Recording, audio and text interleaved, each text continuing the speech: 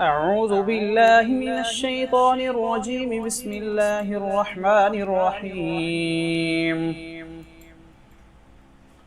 قل يا أهل الكتاب تعالوا إلى كلمة سواء بيننا وبينكم ألا نعبد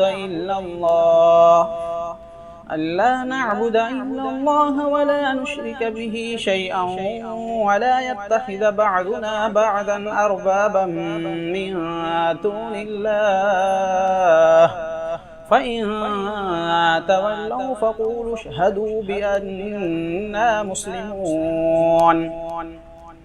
يا أهل الكتاب لم تحاجون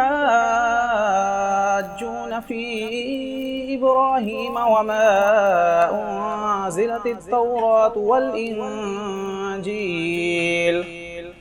والإنجيل إلا من بعده، أفلا تعقلون؟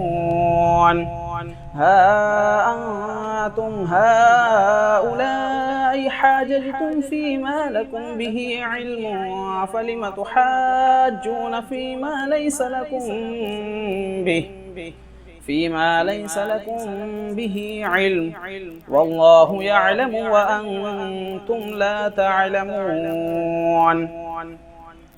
ما كان إبراهيم يهوديا ولا نصرانيا، ولكن كان حنيفا مسلما وما كان من المشركين. إن أولى الناس بإبراهيم للذين اتبعوه وهذا النبي والذين آمنوا، والله ولي المؤمنين. ودت طائفة من أهل الكتاب لو يضلونكم وما يضلون إلا أنفسهم وما يشعرون. يا أهل الكتاب لم تكفرون بآيات الله وأنتم تشهدون. يا أهل الكتاب لم تلبسون الحق بالباطل وتكتمون الحق وأنتم تعلمون؟ صدق الله العظيم.